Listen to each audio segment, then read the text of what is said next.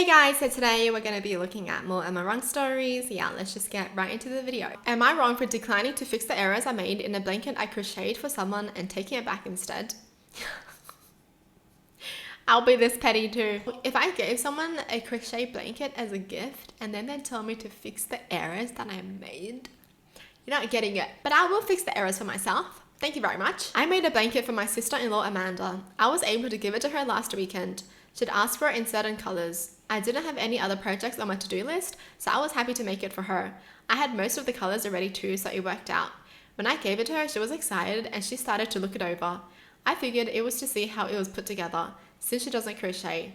After a little bit, she said that she loved the blanket, but she couldn't help but notice some of the little mistakes I'd made along the way. I asked her what she meant, and she pointed out some things like I'd accidentally done one row of striping instead of 3 for one section.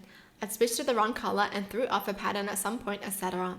She handed it back to me and told me that she loves my progress with it and couldn't wait to see the finished project. I told her it was finished. She looked down at it and said it wasn't done until it was perfect, and I'd made several mistakes that I could easily go back to correct. Yeah, you ain't getting it back. Ungrateful. I was honestly dumbfounded by this. I hate the way perfectionists try to force their quirk onto others. I made this blanket for her for free out of my own free time because I love her. I told her that. She says she knows and she loves me for it, but that she wouldn't be able to use it because she wouldn't be able to focus on anything but the mistakes. I said whatever and took the blanket back and said that if she doesn't want it, I'll keep it. She looked surprised and said that she does want it. She just wants my best work and not something half-assed. I told her that if she thinks me crocheting a whole blanket and making minimal errors is half-assing it, I'd rather just keep the blanket. The audacity for her to say that, and she doesn't even crochet. I wasted all this time, put my love into it, and then she's telling me that I half-assed the blanket that I made for her for free with my free time. Hell no, this would have just ruined the relationship I had with her. She's so upset with me and told me I was acting ridiculous and that it wouldn't take me long to fix it. If you know anything about crochet, you know that if I made an error on row 36 of a 1,115 row blanket, that's essentially starting over again. Anyway, I come to you all. Am I wrong? Girl, you're not wrong for anything, because if that was me, I would not have been able to be civil. Oh, calm down. Undamn grateful. How dare she, you know? It's a gift. Right, you know someone doesn't have to give you a gift. Just accept the damn gift, honestly. Am I wrong for not checking to see if my wife locks the door? I had a brief time a few months ago where my wife found out our door had been left unlocked overnight a couple of times. We were home. She said this made her uncomfortable. Who left it unlocked? Who's to say? Maybe me. I can own up to that.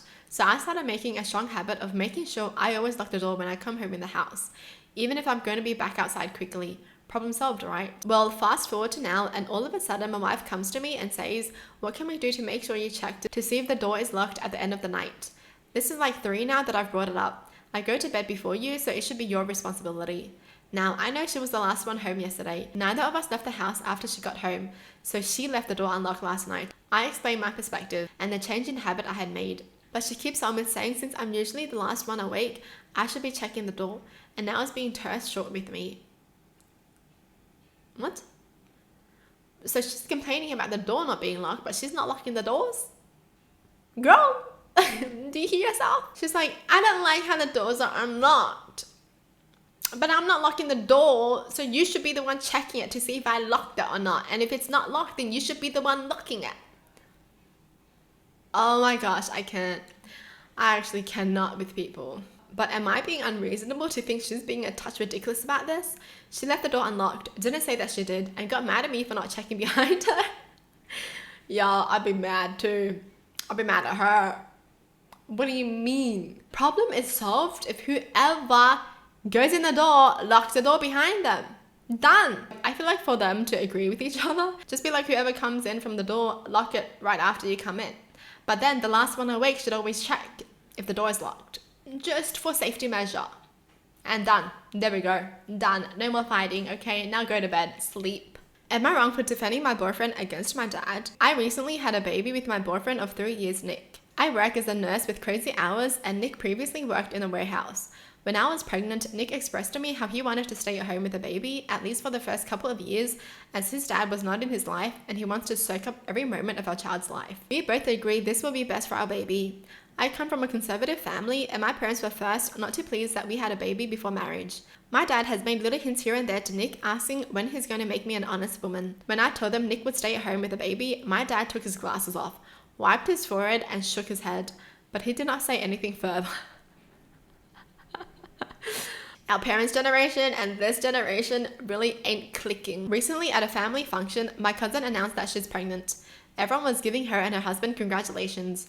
My dad made a snide remark to them saying, "Talk to Nick here, he's an expert at baby stuff." The comment was obviously meant to belittle Nick and my boyfriend just gave a nervous chuckle and nodded. Later in the day, our baby needed a diaper change. I was in the process of getting up to change him when my dad said to us, "Whoa, isn't that Nick's role? You do nothing while my daughter works. You can at least change a diaper while she's with her folks." I had it. I told my dad to stop with his remarks. Nick is an equal partner in a relationship and he's a wonderful dad who does most of the childcare. I told him not all men need to be like him and he needs to get with the times because this isn't uncommon anymore. Things got awkward and my mum quickly changed the subject to something else. My dad was pretty quiet for the rest of the night. After the event, my dad called me saying I disrespected him in front of our family and I was out of line. He said I insulted him as a father and to apologize. I told him I had nothing to apologize for and I was tired of him picking on Nick. My mom agrees with my father that I was too harsh on my dad. Well, she stood up for her boyfriend. Good on her. Dad's obviously a misogynistic. So he wants to embarrass Nick, but now that his daughter stood up for Nick, he's embarrassed? Sorry. Well, times have changed. If he wanted to say something, maybe he should have talked to Nick in private. But no.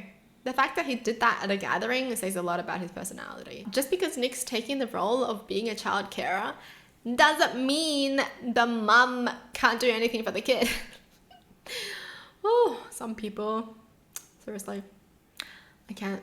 Well, that's it for the video. Hope you guys enjoyed. Tell me in the comments down below what your thoughts are. And as always, thanks for watching. Hope you guys liked it. And I'll see you guys next time. Bye.